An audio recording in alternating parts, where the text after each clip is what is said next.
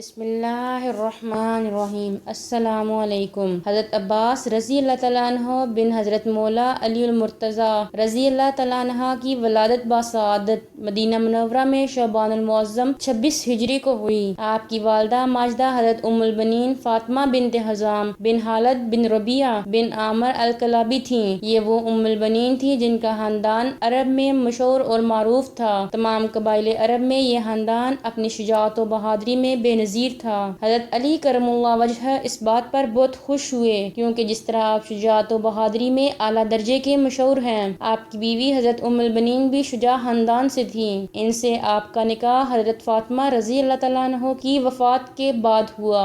آپ رضی اللہ تعالیٰ عنہ کے بطن سے حضرت کے یہ 4 فرزند پیدا ہوئے: حضرت ابو الفضل العباس، حضرت عثمان، حضرت عبداللہ، حضرت جعفر، جو سب کے سب میدان کربلا میں یوم عاشوراء حضرت امام حمام کی نصرت کے ساتھ جام شہادت نوش فرما گئے۔ حضرت عباس رضی اللہ تعالیٰ عنہ کو 14 سال تک اپنے والد معظم کی شفقت نصیب ہوئی تھی۔ حضرت عباس حضرت علی المرتضیٰ کرم اللہ وجہہ اپنے والد عظیم کی شہادت کے بعد 10 سال کا عرصہ حضرت سیدنا امام حسن کے پاس رہے۔ ان کی شہادت کے بعد حضرت سیدنا امام حسین کے پاس رہے۔ اس طرح واقعہ کربلا کے وقت آپ کی عمر مبارک 34 سال بنتی ہے۔ واقعہ کربلا کے وقت حضرت عبداللہ، عثمان اور حضرت عباس ان چاروں بھائیوں کی والدہ ماجدہ حضرت ام البنین مدینہ طیبہ میں موجود تھیں۔ حضرت عباس رضی اللہ تعالیٰ عنہ بہت حسین و جمیل تھے۔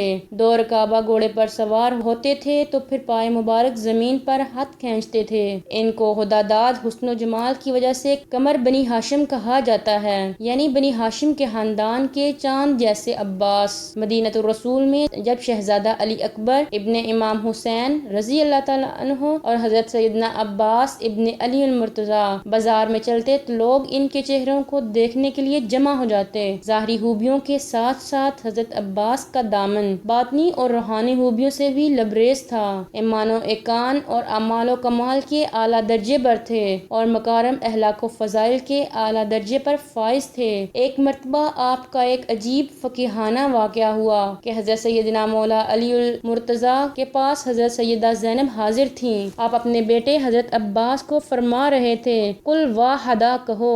حضرت عباس نے کہا واحد یعنی ایک۔ پھر آپ نے فرمایا "قل اسنان" کہو۔ حضرت عباس خاموش ہیں۔ آپ نے فرمایا "بیٹا 2 کیوں نہیں کہتے، کہو 2۔ حضرت عباس نے فرمایا "ابا جان، جس زبان سے ایک مرتبہ ایک کہہ دیا ہے اس سے اب 2 کہتے ہوئے شرم آتی ہے۔ حضرت علی المرتضیٰ یہ بات سن کر بہت خوش ہوئے اور متاثر بھی، کیونکہ اس میں ایسا فقیہانہ راز تھا جو عام بندہ نہ سمجھ سکتا تھا۔ حضرت عباس کے بارے میں مشہور ہے کہ آپ مدینہ شریف کے بڑے فقہا اور اہل بیت کے فضلاء میں سے تھے۔ آپ نے ہی سب سے پہلے امام علی مقام کی بارگاہ میں عرض کیا تھا، "خدا ہمیں وہ دن نہ دکھائے کہ ہم آپ کو کربلا میں تنہا چھوڑ کر چلے جائیں"۔ چنانچہ حضرت عباس نے مشک پکڑی اور بچوں کی حالت دیکھ کر رہا نہ گیا۔ فرات کا رخ کیا تو امام نے آواز دی، "اے عباس میرے بھائی، اب تو بھی جا رہا ہے، تو میری فوج کا علمدار ہے"۔ عرض کیا، "اب کون سی فوج رہ گئی ہے جس کا میں علمدار ہوں؟ مجھے اب قسمت آزمائی کرنے دیں۔ اپنی بھتیجی سکینہ سے وعدہ کیا ہے کہ میں پانی لاتا ہوں"۔ سکینہ نے کہا، "پکا وعدہ ہے یا کچا؟" فرمایا، "اتنا پکا کہ پانی نہ آیا تو میں بھی نہ آؤں گا، یا تمہیں پانی پلاؤں گا یا خود جام شہادت نوش کر لوں گا۔ چراغ زندگی ہوگا فروزاں ہم نہیں ہوں گے، چراغ زندگی ہوگا فروزاں ہم نہیں ہوں گے، چمن میں آئے گی فصلیں بہاراں ہم نہیں ہوں گے، ہمارے بعد ہی خون شہیداں رنگ لائے گا، یہی سرخی بنے گی زیب عنواں ہم نہیں ہوں گے،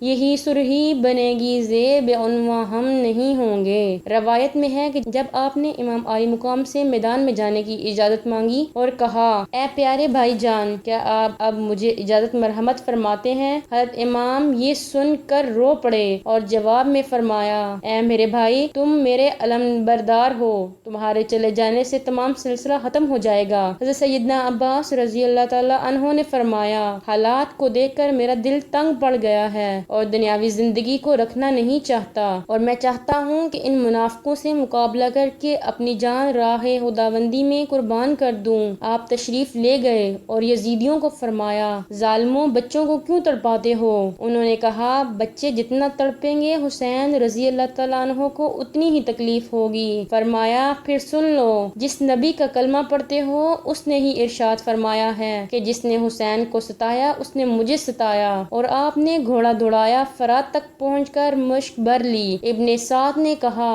خبردار پانی خیمے تک نہ جانے پائے ورنہ ہمارا بھی حشر ہو جائے گا۔ ظالموں نے تلواروں سے حملہ کیا، حضرت عباس کا ایک بازو کٹ گیا تو آپ نے مشک دوسرے ہاتھ میں تھام لی، دوسرا بازو بھی کٹ گیا تو دانتوں سے مشک پکڑ لی، مشک کو تیر لگا تو پانی سارا زمین پر بہہ گیا، کربلا کی ریت نے تو پانی پی لیا مگر حسین کی بیٹی سکینہ نہ پی سکی۔ امام تشریف لائے، بھائی کی لاش کو اٹھا کر لے جا رہے تھے تو عباس علمدار کے ہونٹ ہلے اور کہا، بھائی خیمے میں نہ لے جانا، سکینہ سے شرمسار ہوں کہ خود تو شہادت کا جام پی رہا ہوں مگر سکینہ کو پانی نہ پلا سکا۔ ہوں بہا عباس کا پانی کے ساتھ، ہوں بہا عباس کا پانی کے ساتھ، لاش سے بوئے وفا آتی رہی۔ حضرت عباس شہید ہوئے تو امام حسین گھٹنوں پر ہاتھ رکھ کر ایسے اٹھے جیسے بہت تھکے ہوئے اٹھتے ہیں اور فرمایا، میری کمر ٹوٹ گئی اور ہیلا گم ہو گیا،